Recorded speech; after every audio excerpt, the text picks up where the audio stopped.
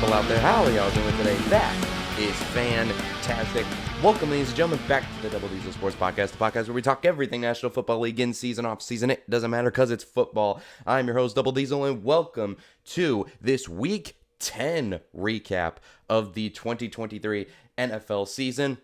As always, before we dive into the show, I'd like to ask, if you have not done so already, to please like, subscribe, and share the video if you enjoy this content and know anybody else that does enjoy this type of content. Helps boost the exposure in the channel, helps us out in the algorithm, so if you have not done so and you'd like to, that would be absolutely grateful. Also, if you've not done so already, please go support me on my Patreon at patreon.com/Double Diesel Sports. That really helps the channel out from a financial standpoint. That really would mean the absolute world to me. If you would like to spare some of your hard-earned money to support this channel, that would be the absolute world to me. But let's get on with the show. And Week 10 is in the books. You know, not as crazy of a week as it has been, especially last week. I mean, last week was just insane, but you know, it's been kind of a slower week. Not as many games to talk about this week. I only have 4 as opposed to the usual 5 as far as games that are really worth talking about. Because most of the games, even coming into this week, were games that you saw on paper. They weren't the best matchups. They weren't the matchups you got the most excited about across the board. And also, most of these games were games where we didn't really learn anything new about certain teams. But that's not to say there wasn't some things to talk about at all. Like I said, I have 4 games I want to talk about, including one last game where there was a bit of breaking news before I sat down to start recording this. We're going to kick off this episode by talking about what, in my opinion, was going to be the game of the week coming into this week, and that is Browns-Ravens. I was really excited to watch this game, and this game absolutely lived up to the hype. These AFC North battles are always super fun to watch, especially this year, considering really every team in that division is in prime position to make the postseason if the season ended today. And these two teams are battling out for really the top of this division. And that's why I was so excited coming into this game. And at first, it looked like it was going to be the typical Ravens runaway game that it had been, you know, these past few weeks, where they got out hot, they had a huge lead early on, and then the Browns got some scoring drives together. They were able to get some field goals in the first half. They were able to drive down the field at the beginning of the second half, bring it within a touchdown game. And then the Ravens just extended that lead in the middle of the fourth quarter, up 2 scores, and it looked like the Ravens were about to put them away, because that Ravens defense is the second-ranked defense in the league. Actually, both these teams have the number 1 and number 2 ranked defenses in football, which made the final score of this game really shocking.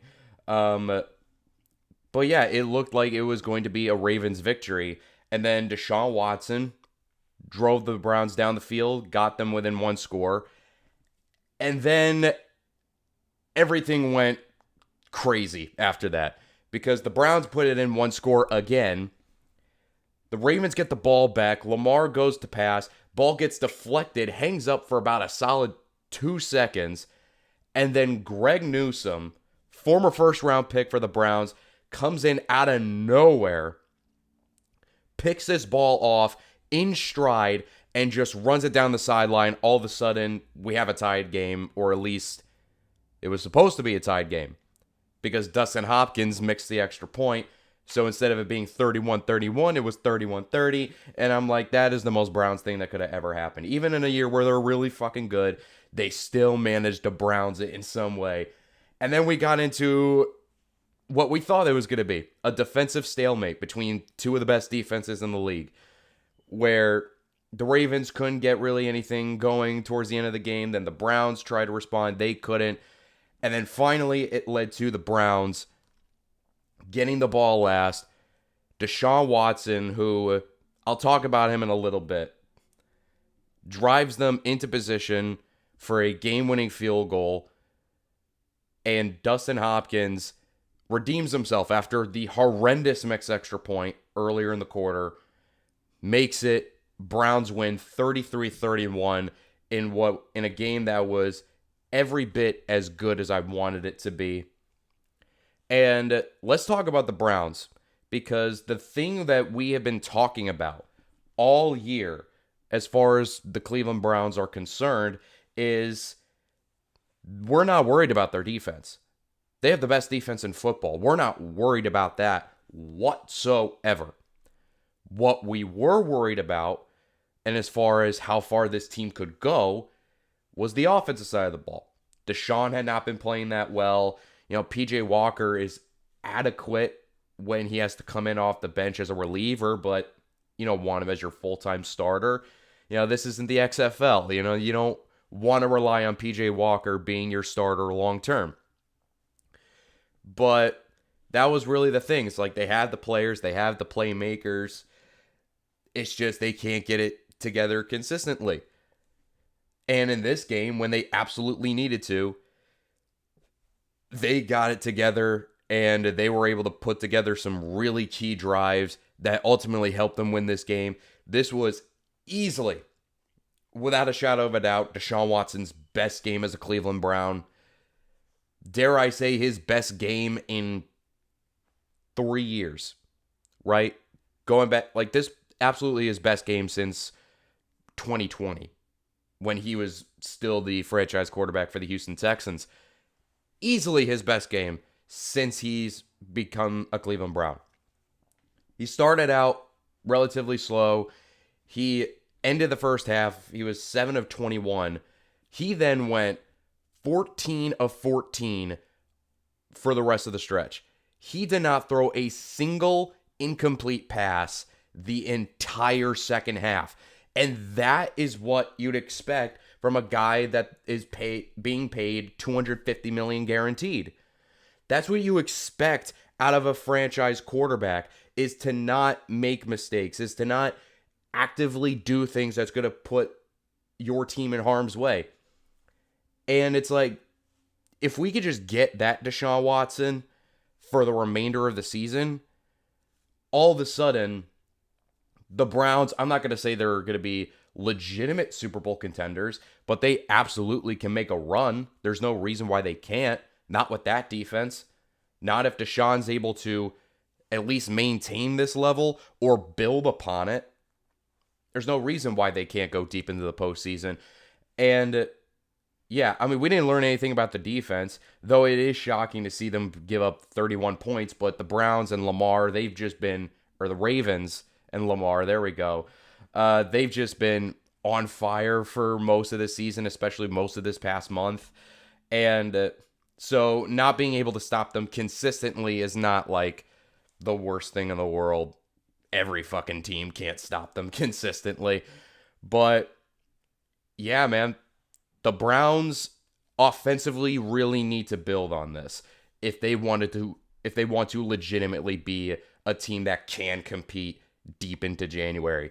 And as far as the Ravens go, look, they were in it till the end. Couple crucial mistakes down the stretch really cost them. That pick six was just some fluky thing where the ball got batted up, just hung in the air for a long ass time, and was just Greg Newsome was in the right place at the right time. And that's really no fault of Lamar. That's no fault really of anyone. It just, shit happens. It really is all it is. Shit happens. And Keaton Mitchell, they really have found something in this kid. He was electric at the start of this game. And Lamar's still Lamar. And yeah, they just barely lose this game. I'm not worried about the Ravens whatsoever. These are realistically the main thing coming out of this game was you watch this game and you have a strong feeling that these two teams are going to be still competing deep into January, or at the very least have the potential to compete deep into January. And you know, it's rare to see that from two teams that historically are not these teams that you expect to be in the playoffs every single year, and yet you have that confidence like, yep, they're going to be there towards the end. They absolutely will be, or at least will have a shot at being there towards the end. So that's really what this was. This is basically an AFC playoff preview, if anything. So that's something I'm really excited about. But yeah, great win by the Browns. I want to see them build off of this offensively. And for the Ravens, win some, you lose some. Shit happens.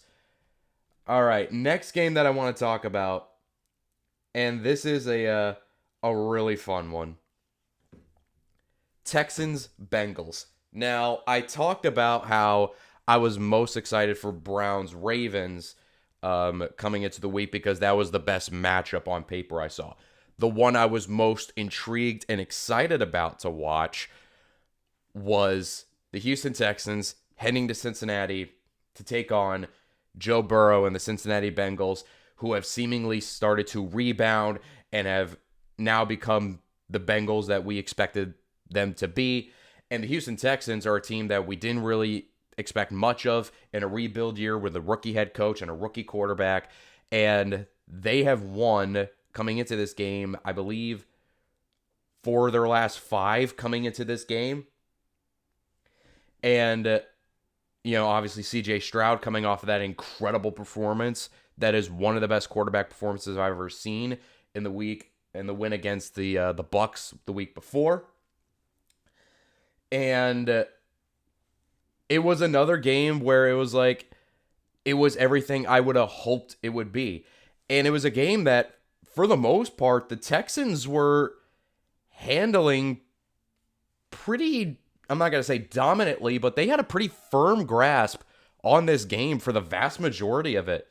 They had a lead for most of this game, and the Texans defense, man, D'Amico Ryans is really, like, I kind of commented this a few weeks ago on Twitter where I was like, X, excuse me, where I said it's incredible how, D'Amico Ryans has basically taken the island of misfit toys and turned them into a borderline top 10 defense, assuming they're not already a top 10 defense.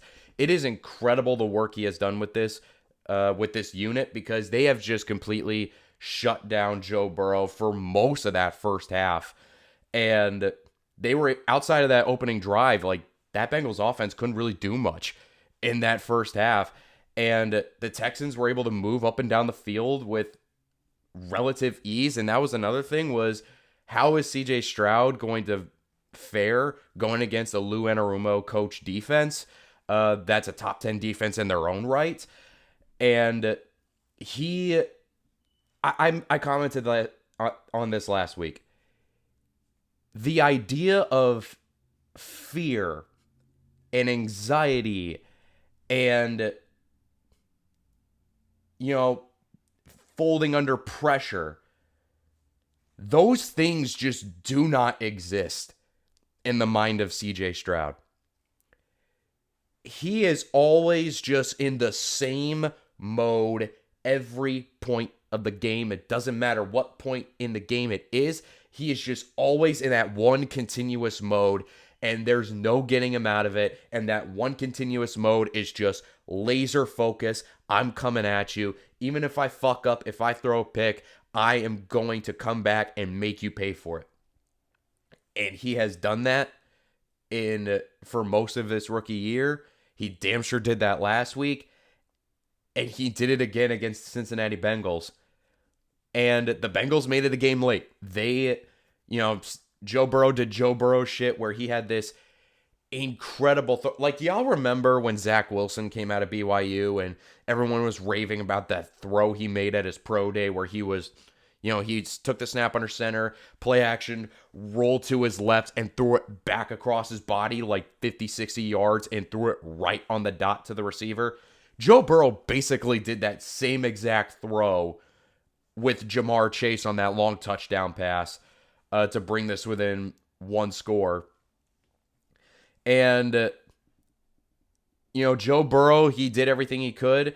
He tried to will this team. He threw two really costly picks, including one with about 3.5 minutes left.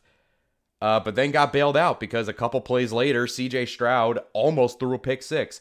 He threw a pass that was easily his worst pass I've seen him throw in these past few weeks, where he kind of undershot it and threw it basically right to Cam Taylor-Britt, and he's lucky he didn't score on that. But the Bengals ended up scoring later in the end zone. They get a stop. The Bengals get a stop, and all of a sudden, the Bengals, I'm sitting there watching this game like, here we go. Here we go. The Bengals are going to pull this out, and it's like, damn, CJ Stroud, he had a chance to ice this game, and he kind of did the rookie mistake. It's like, there's the rookie. And the Texans defense was able to stop him after a huge Tyler Boyd play. They were able to hold him, force him to 3, and it's like, all right, we're at least looking at overtime. But then for the second consecutive week, whenever you think, well, the Texans, they fought, they were valiant, but it's not going to work out for them in the end. And then CJ Stroud just pulls some fucking miracle rabbit out of his ass and drives them down the field and puts them in a position to win the game. He did it last week against Tampa with 45 seconds left, drew him down the field and threw the game-winning touchdown pass with like 6 seconds left to Tank Dell. Here, he has just under 2 minutes left, drives them down the field, puts them in field goal range, and sets up a game-winning field goal with time expiring to beat the Cincinnati Bengals that have seemingly rebounded. And now you are looking at a Texans team that is all of a sudden no longer a rebuilding, we'll see what we can do in the future. They're no longer a scrappy team that just doesn't have the talent to beat the best of the best yet. They're no longer the underdog that can beat anybody on any given Sunday, but not consistently. They're a legitimate team that can make the postseason this year. And nobody was expecting this. We kind of got that feeling last week against the Bucs, but at the same time, we were like, well, it's still the Tampa Bay Bucs. They're a team that's kind of stuck in purgatory themselves. They beat the Bengals in Cincinnati. This was a statement win. If last week was a statement game for CJ Stroud, this game was a statement game for the Texans as a whole. This is a team that all of a sudden we thought were 2 to 3 years maybe away from legitimately competing. It's like, no, they could compete not just this year, but they could compete for the playoffs this year. And depending on what they do in the offseason, could maybe even compete for a Super Bowl next year. Because when you have a guy in CJ Stroud who is, forget rookie of the year, he's already in a spot where he could be getting MVP conversations. Now, he's not going to win it because he's a rookie, but the fact that he's even being mentioned in that conversation is insane. If we're 10 weeks into his rookie year, we're 10 games into his NFL career, and he's already considered, at least in my eyes and in the eyes of many already, as a legitimate elite top 10 quarterback. You're talking about a ultra rare circumstance here. And the landing spot was incredible for him. Let's not take that away. I can't sit here with full confidence and say that if he was drafted by the Panthers number 1 overall, that things would have been different. I can't sit here and say that he would have been as successful had he went to Carolina, because that's such a horrible situation over there. And there is also a part of me that thinks if Bryce Young was in Houston that he would be better in his rookie year. But even then, I don't think Bryce Young would be this good. At least not as good as CJ Stroud.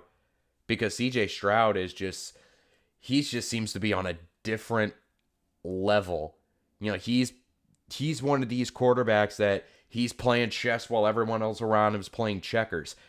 He is the guy for a fan base and a franchise that didn't know when they were ever going to get the guy again, because they had one Deshaun Watson, then they pissed him off, and then they sent him off, and then all of a sudden the franchise was left in limbo as to we didn't know what was going on. We didn't know what was going to happen with them. We don't have to worry about that anymore. This is a great time to be a Texans fan. This is an incredible time for that team to have hope again and to be like, yes, we have a guy that we know we can win because of, and that we can beat the best of the best when he's on his game, which is pretty much all the time. I have yet to see a game, or at least back-to-back weeks, where he's not on his game. Because like I said, he's in that mode all the time. When that ball kicks off, he is in that mode, and he is not getting out of that mode.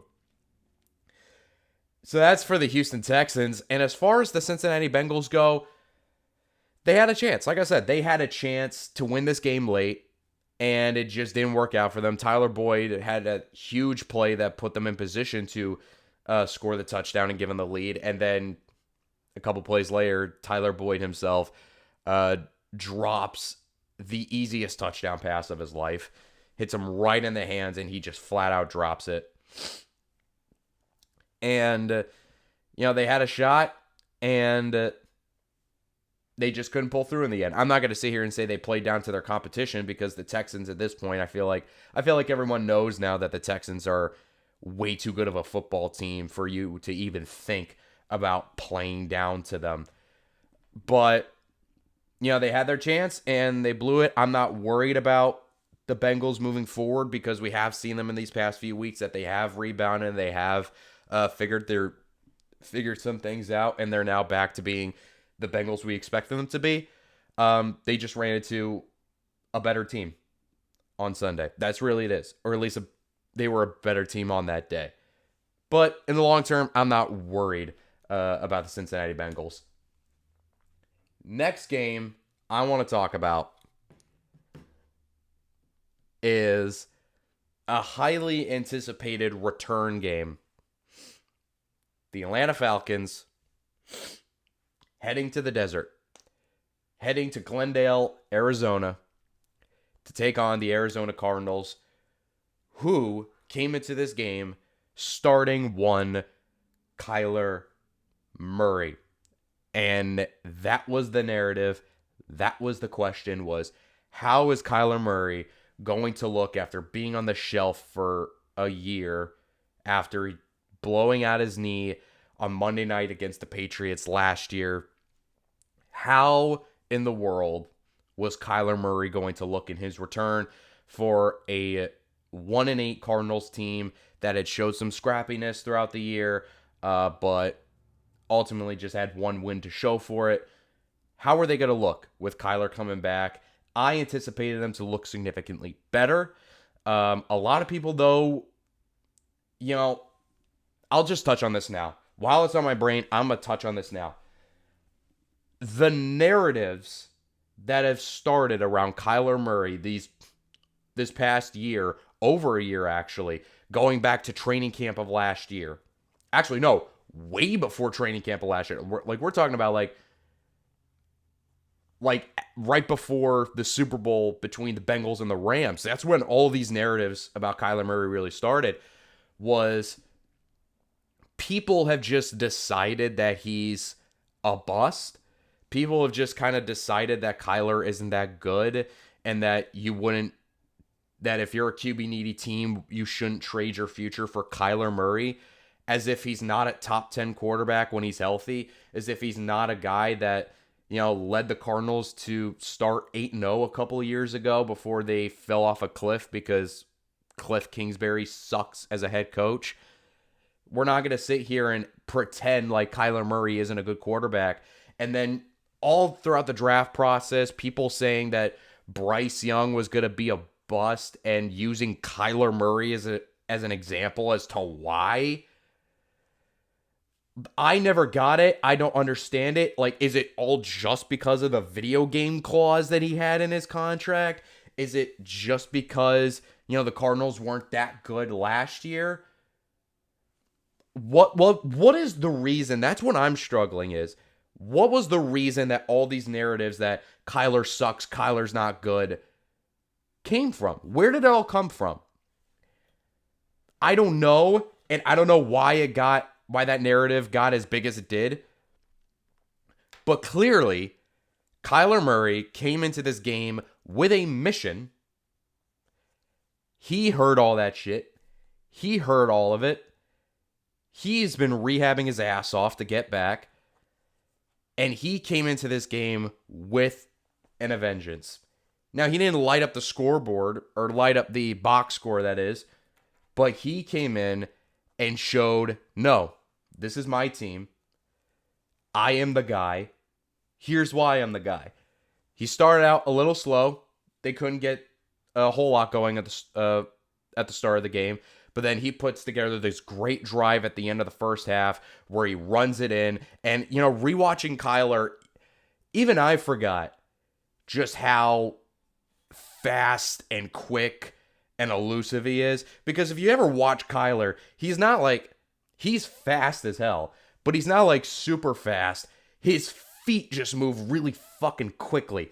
Like, he's just like scattering all over the place. Like, his feet are just like fucking zooming like everywhere. And it's funny, but it's also, I can imagine as a defender, annoying as hell.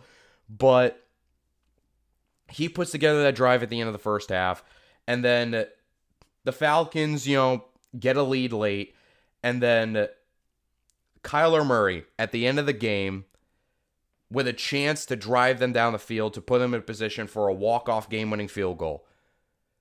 He not only drives them down the field, puts them in field goal range.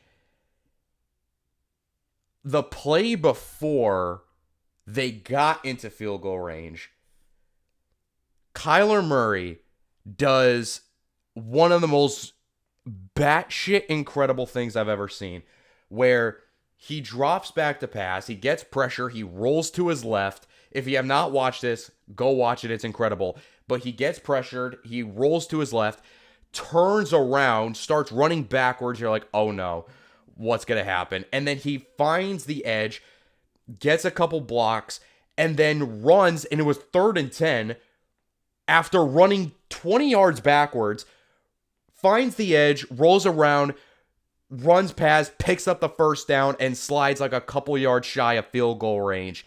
And I just sat there in awe. And I'm like, that's why. That is why Kyler is Kyler. That's why Kyler is a top 10 quarterback when he's healthy. That is why he got paid as much money by the Cardinals as he did. And that's ultimately why they're not going to draft Caleb Williams or Drake May or any quarterback, period. Because when you have a guy that can do that, and you have a guy that can do that in a position that allows you to get close enough to field goal range where they were able to get into range a couple plays later, it's incredible. And then after they get into field goal range, there's still a lot of time left on the clock.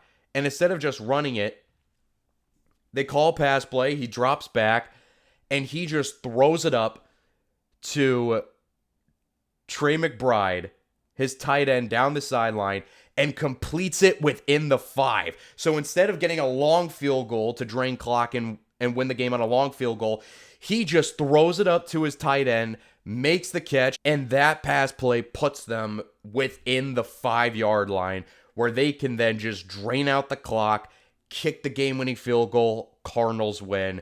And just like that, ladies and gentlemen, I hate to inform you, all the people that started those narratives, all the people that bought into those narratives throughout this past year and a half, 2 years, I hate to break it to you, I don't think Kyler Murray's going anywhere. I think Kyler Murray's going to be playing with that burn on the side of his head for quite a long time. And that one game, and that was the best part, it took one game for Kyler to remind everyone just how, not how good he is, how great he is. And that's it. And just based on this performance alone, yes, it was against the Falcons, which we'll talk about in a second. But this is a game where I envision a lot of Cardinals games playing out like this for the remainder of the season.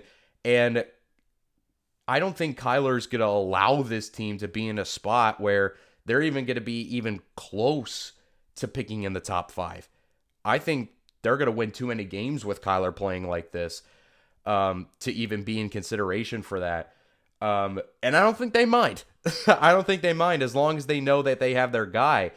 And I've known they had their guy. I think they knew they had their guy, but nobody else seemed to think that Kyler was the guy for them. Well, guess what? He's the guy. He's not going anywhere for them. That conversation cannot be had, however, with the Atlanta Falcons. And, forget not having a quarterback who, Taylor Heineke got hurt in this game. They had to put Desmond Ridder back in as a result. He played fine when he came back in, got them a rushing touchdown that gave them the lead late in the game. But, it's not just the quarterback issue for them. The Falcons have an Arthur Smith issue. And this game proved it more than anything.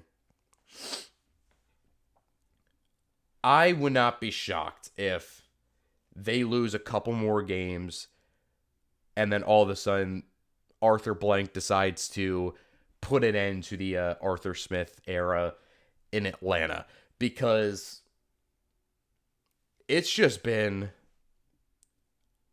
I don't want to say a disaster, because this was a team that at the start of the year we all thought were going to be borderline runaways for the NFC South, and they still can. Like, this division is bad enough where they absolutely can still win it. But it runs deeper than just whether they're in a spot to win the division this year or not. It's, can they actually be a competitive team down the road with Arthur Smith as the head coach? And I don't think he can. I don't think they can, because I think he's another one of these guys that he's a great coordinator, an incredible offensive coordinator, but as a head coach, he just cannot put it together. And this regime has done such a weird job with building this team, because, the defense that I thought was going to be so much better, they're just sort of below average right now. And then offensively, like, they have all these great players. They have all these explosive players, but they just don't use them.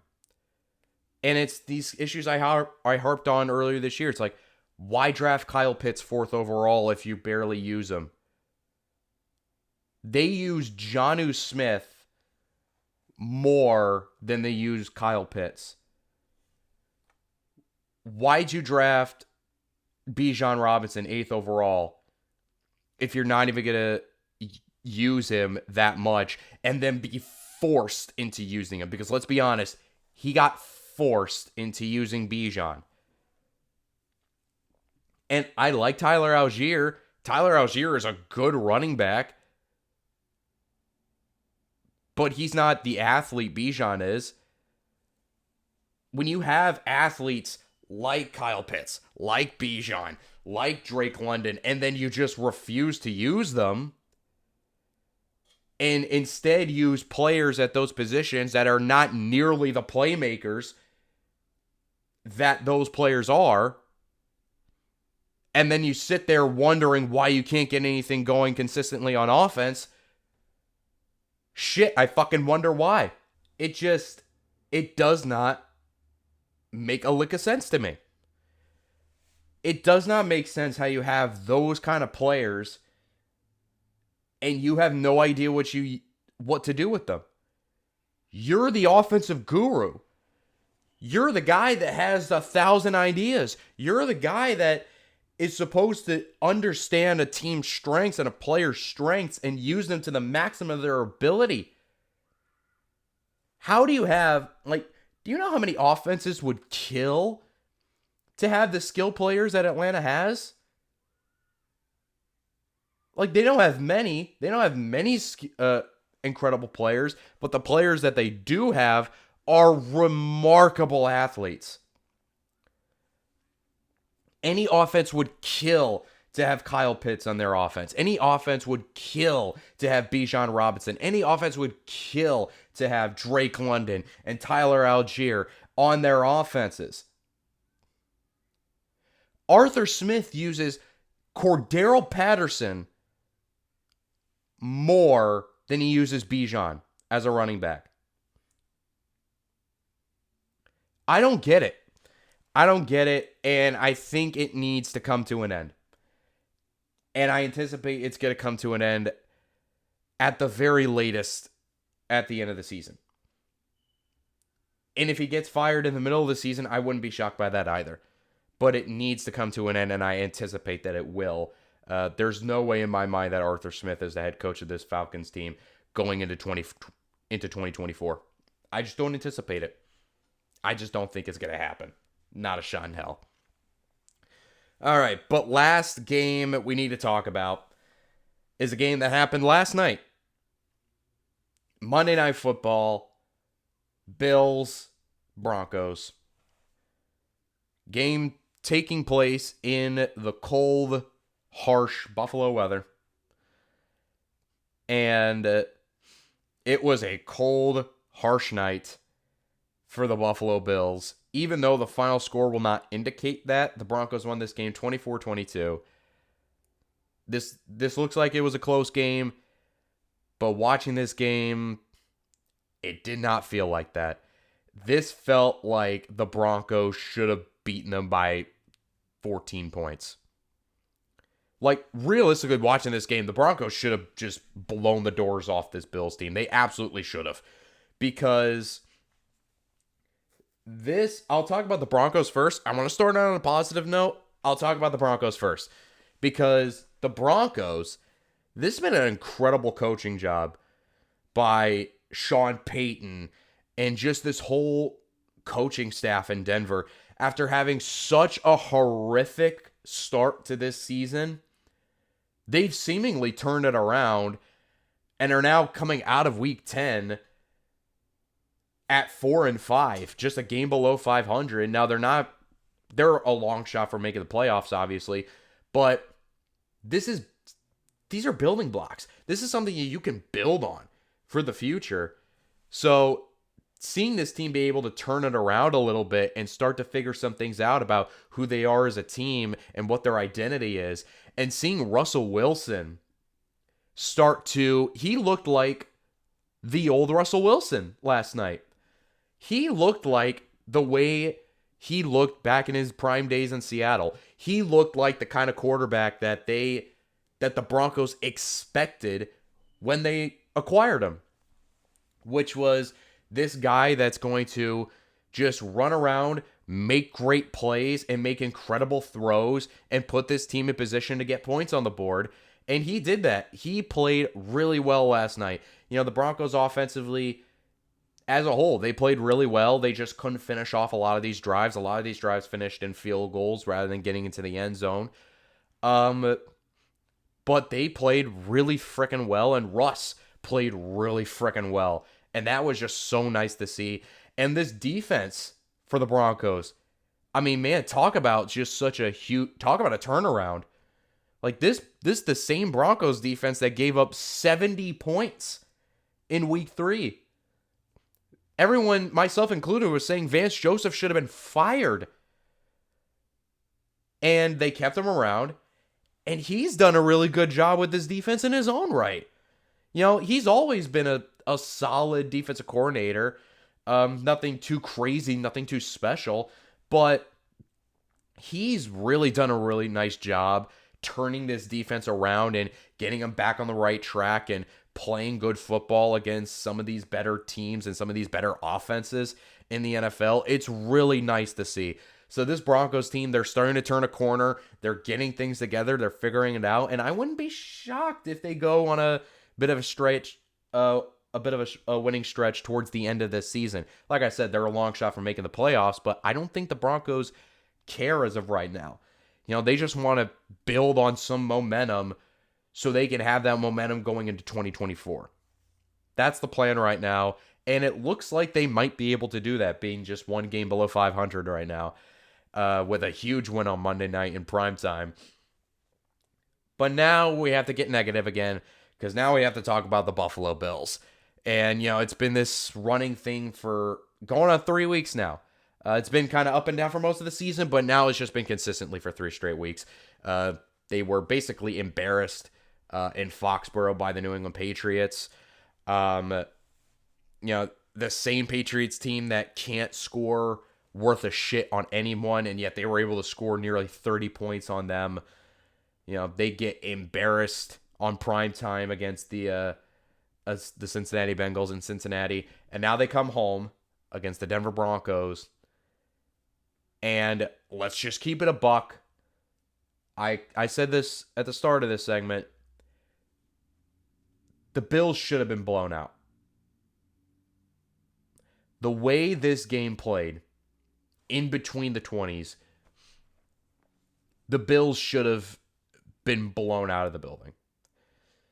This was easily, in my eyes, the most embarrassing of these 3 losses.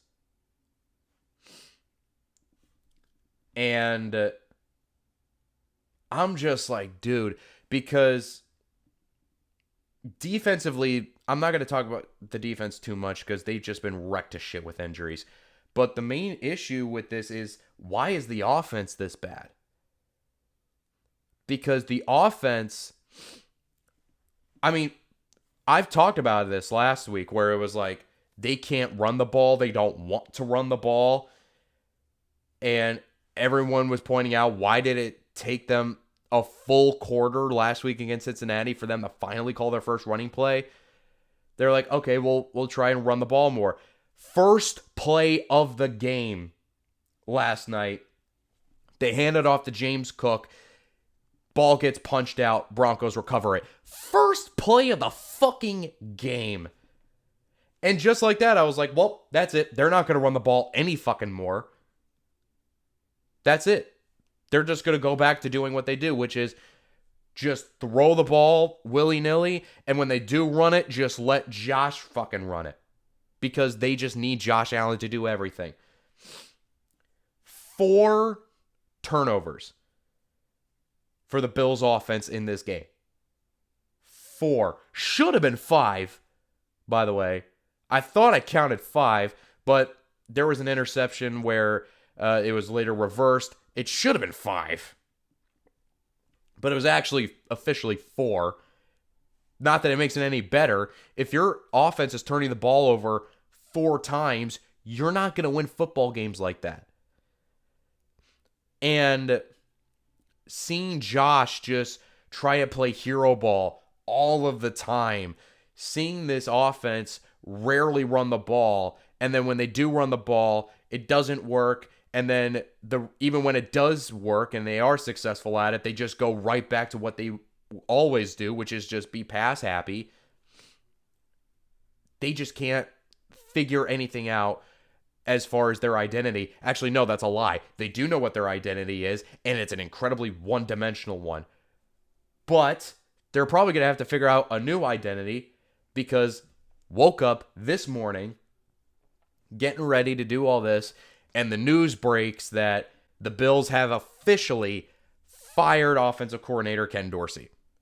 He is now officially fired. He is no longer in the Bills organization as offensive coordinator, calling plays. He's done. That era is now officially done, and it was overdue, to be honest, because we saw these problems even last week. We saw these problems all year. Shit, even last year, we kind of saw these problems that everyone was just sort of ignoring because they were still the Super Bowl favorites last year. And this just seems like a team that's stuck in they're good, but they're not good enough sort of team. This team, in my eyes, is... I thought about this last night. This team is the reverse Pittsburgh Steelers.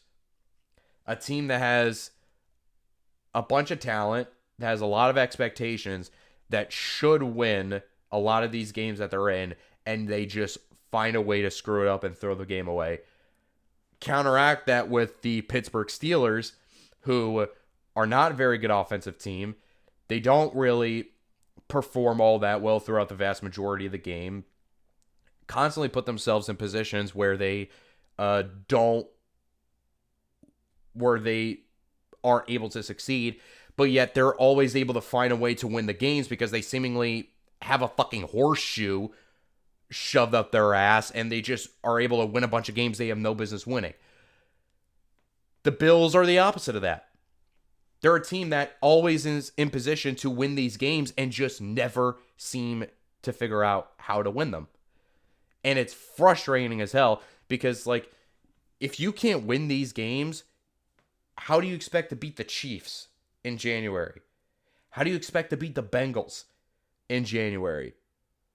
Shit, how do you expect to beat teams like the Ravens or the Browns or even the Steelers? My God, like, if the Steelers and Bills played tomorrow, I might take the Steelers. Honestly, I don't have confidence in this Bills team beating a team like Pittsburgh. I don't. And I shouldn't. It doesn't feel right saying that. But it's like this team is just a dead man walking right now. And they're just stuck in their way. They're stuck in their one way of doing things. Maybe that changes with Dorsey now out the door. But they are now stuck in their ways. And they don't know how to get out of it. And it's going to take a long time, in my opinion, for them to get out of that mindset as a team. That's all I'll say on that. And that, ladies and gentlemen, is going to put a wrap on the show today. Like I said, if you have not done so already, please like, subscribe, and share the video if you have not done so already and you'd like to. Also, go support me on Patreon at patreon.com/Double Diesel Sports. The link to that will be in the description down below. With that being said, I'm Double Diesel. Peace.